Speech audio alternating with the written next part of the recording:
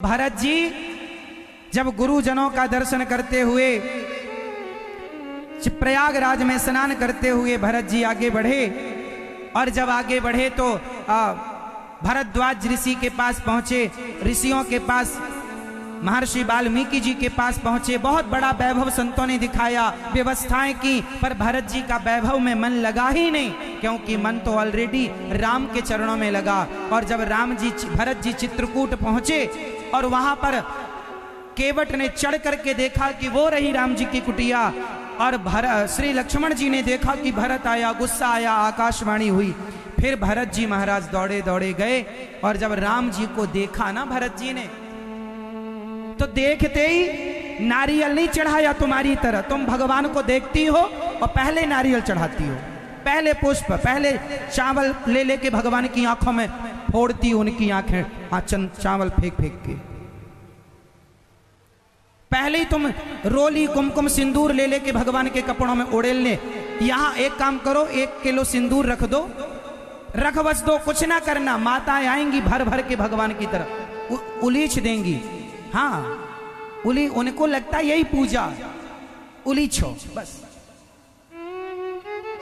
ऐसी तुम्हारी सास थी, बेचारी चली गई पूजा करते करते।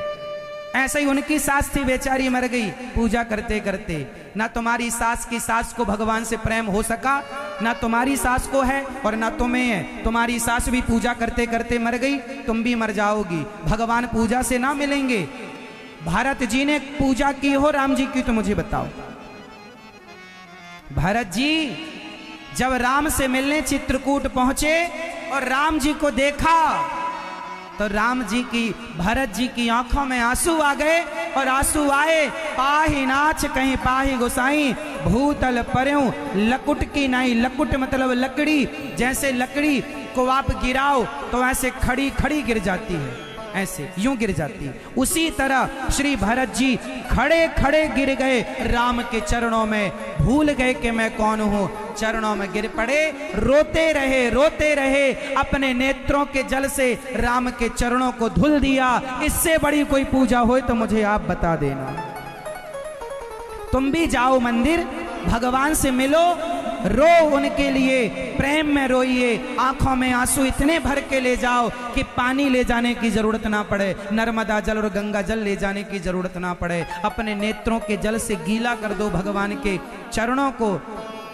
तुम्हें ना मिल जाए भगवान तो कहना, और तुम पूजा करती करती 100 करोड़ बार जन्म और लेके मर जाना, तुम्हारी पूजा ना पकेगी। भगवान पूजा के बल पर मिलते तो गोस्वामी जी को यह ना लिखना पड़ता कि राम ही केवल प्रेम प्यारा। फिर तुलसीदास जी लिखते कि राम ही केवल पूजा प्यारी। पूजा प्यारी नहीं, प्रेम। प्रेम सुनी केवट के बैन, प्रेम लपेटे अटपटे। प्रेम, केवट ने कौन सी पूजा की राम जी की? कौन से नारियल और कौन सा रुपया पैसा चढ़ा दिया उसने? प्रेम। मीरा ने कौन सी पूजा की? मेरी मां। भगवान का दर्शन करने जाओ तो पूजा के साथ नहीं, प्रेम के साथ जाओ। अरे प्रेम से करा गया हर कार्य पूजा है। प्रेम से छिलका खिलाया विदुरानी ने तो प्रेम के छिलके खाए भगवान, और दुर्योधन के 56 भोग खिलाया उसने, नहीं खाए। पूजा में घमंड हो, अभिमान हो तो उस पूजा को स्वीकार नहीं करते। और प्रेम के छिलके ही कोई खवाए, सूखे चावल कोई खवाए तो भगवान उसे स्वीकार कर लेते हैं, क्योंकि प्रेम से दिया हर वस्तु, प्रेम से दी गई हर वस्तु पूजा। वो हर जो आप दे रहे हैं सब पूजा। यदि प्रेम के साथ अर्पित की वस्तुएं हैं सब पूजा है। प्रेम से तुम गाली दो भगवान को, वो भी पूजा है। गोपियां गाली देती हैं, मधुप कितब बंधो मास प्रशांघ्रिम सपत्न्या। तुम कपटी हो, गालियां देती हैं गोपियां प्रेम भरी, तो वो पूजा है। भरत जी राम के श्री चरणों में जाकर गिर गए, और राम जी ने उठाया नहीं, लक्ष्मण जी की तरफ देखा। लक्ष्मण, तुम्हें भरत जी पर संदेह था ना? तुम ही कह रहे थे कि माँ ने तो षड्यंत्र रचा तो बेटा और सपोला होगा।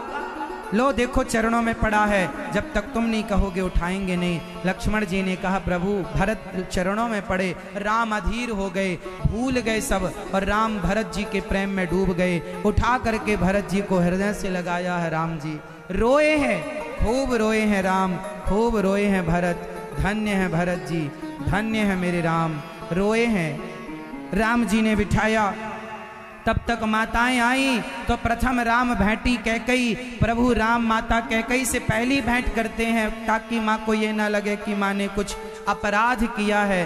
भरत जी फिर कौशल्या माँ, कैकई माँ, सुमित्रा माँ, अन्य गुरु जी से भेंट करते हैं। गुरु माता से श्री सीता मैया के बारे में लिखा है कि उन्होंने एक समय में सारी सासों से मिलकर, सारे लोगों से मिलकर, और इस मर्म को कोई जान ना सका, जितने लोग उतने सीता उतने राम, सबसे मिलना जुलना हुआ, चर्चा हुई।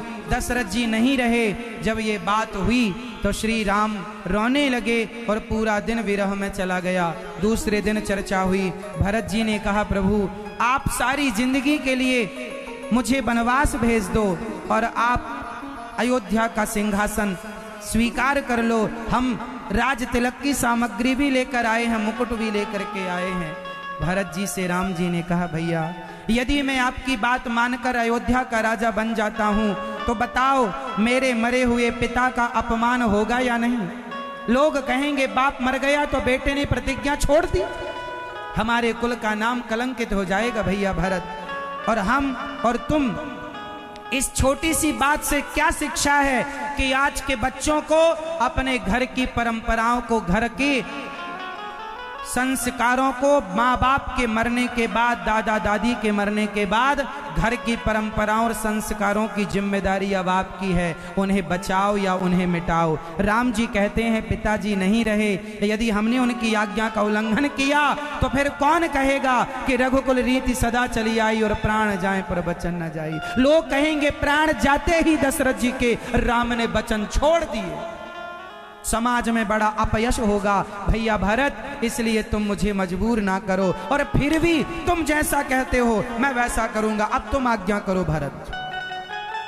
तब तक जनक जी आए, जनक जी का स्वागत हुआ, सारी सभा लगी, सारे लोग बैठे, चर्चाएं हुई, क्या करें क्या करें। अंत में यही निर्णय गुरुदेव भगवान ने दिया कि एक काम करो, अब राम के ऊपर छोड़ दो, जो राम कहना चाहें वो राम करें।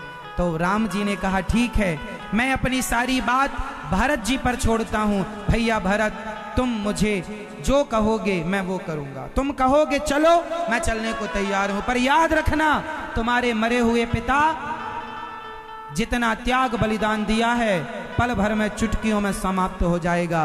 भक्तों इज्जत बनाने में जिंदगी लग जाती है और बिगाड़ने में 1 मिनट नहीं लगता। इसलिए घर की आन बान शान को बनाए रखना बच्चों की बहुत बड़ी जिम्मेदारी है। घर की मान मर्यादा का, घर की इज्जत को बनाए रखना बच्चों की बहुत बड़ी जिम्मेदारी है। जरा से स्वार्थ में, जरा से एक गलत निर्णय लेने के कारण आपके घर की खानदान की पूरी मान मर्यादा समाप्त हो जाती है। सबसे बड़ी होती है इज्जत, वो बनाए रखिएगा, मिटने ना दीजिएगा। भरत जी जो कहो भैया भरत स्वीकार है।